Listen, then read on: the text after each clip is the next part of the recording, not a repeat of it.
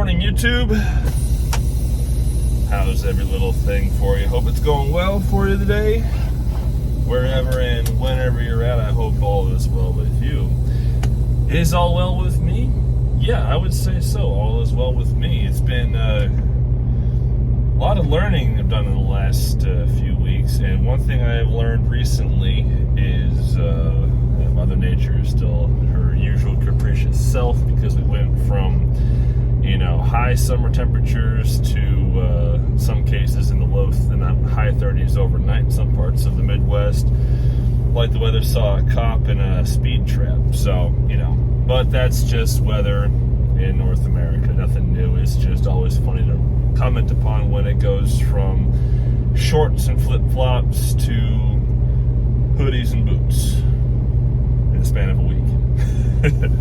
But anyway,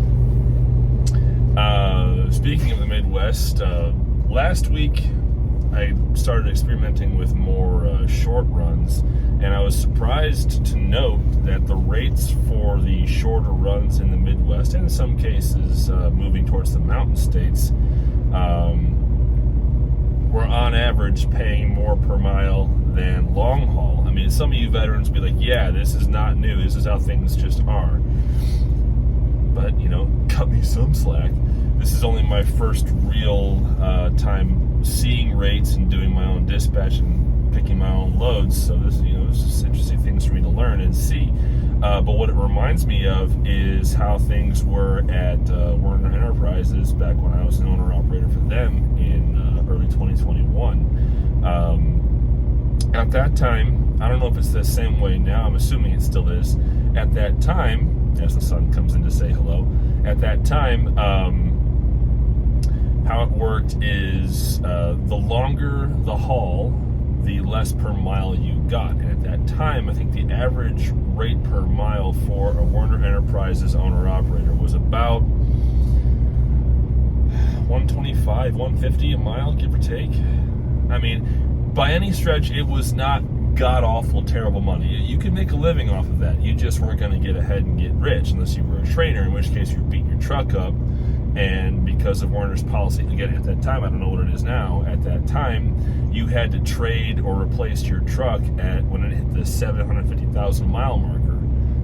So you were wearing out your truck faster for less money, which I did not see was a good business model at that time. I still don't, which is why I'm not with Werner anymore. However, since the pandemic and rates have gone through the roof and now crashed, essentially, and also since fuel went through the roof, Werner has raised their rate, where I think now the average per mile drivers can get is somewhere in the neighborhood of $225, $250. So, assuming that what I saw was correct, being an owner-operator for Werner, not a terrible thing in terms of rate. I mean, yeah, you don't get to choose where you fuel unless you're paying your own fuel, because they have a network of stops that you're allowed to fuel at, just as a matter of policy. But still, it's interesting to find that those parallels are reoccurring in the open market in a way that I had previously not seen. And I'm going to make an assumption that's generally how it usually is. The longer the haul, the worse the rate. But, it is what it is. And it's not as good as it could be, yes. A lot of us know that. It could be a lot worse. A lot of us know that as well, because the rates went down at a speed that exceeded the rate at which fuel costs either rose or refused to drop. I mean, fuel's down under 5 in some states in the Midwest, which is really good, but it needs to be down under 3 per gallon. But we'll get there eventually, hopefully. Maybe. Fingers crossed. But yeah, it's just interesting that parallel has repeated itself, where the shorter the haul, the better the rate per mile. So it's like, all right, well, if that means I got to be hunting for runs that are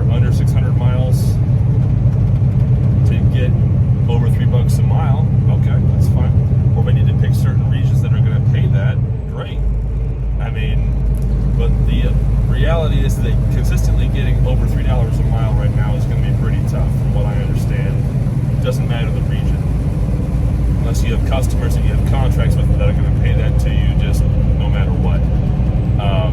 But there is a really good chance that on a per load basis, any owner-operator doing their own dispatch or being dispatched by someone else can at least be averaging, 225 to 275 a mile, depending again on where you're at, where you're hauling, and how you're doing business.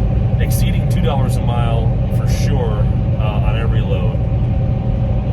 That is my goal. Like if I'm seeing freight rates for under $2 a mile, it's like I don't even bother with it. Unless it's a home load and I've already had a good week and I'm just, I just want to get home. Whatever, screw it. Which I did a couple weeks ago from Oklahoma City to home with a Hobby Lobby load, because it's under $2 a mile, but it gets me home, whatever. I already had a good week. Let's just go. But this week started off with a load. I paid a little over $2 a mile, but my next load I'm picking up tomorrow is paying just over $3 a mile, and it's